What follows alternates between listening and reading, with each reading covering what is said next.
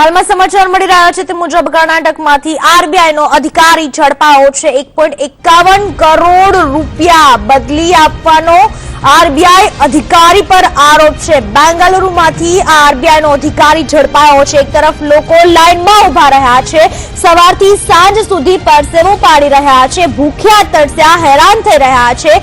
બીજી તરફ ન માત્ર બેંકના કર્મચારીઓ અને અધિકારીઓ પરંતુ આરબીઆઈનો અધિકારી ઝડપાયો છે અને એ પણ 1.51 કરોડની નોટો જે સગે વગે કરવા જઈ રહ્યો હતો અને કર્ણાટકમાંથી આ અધિકારી ઝડપાયો છે।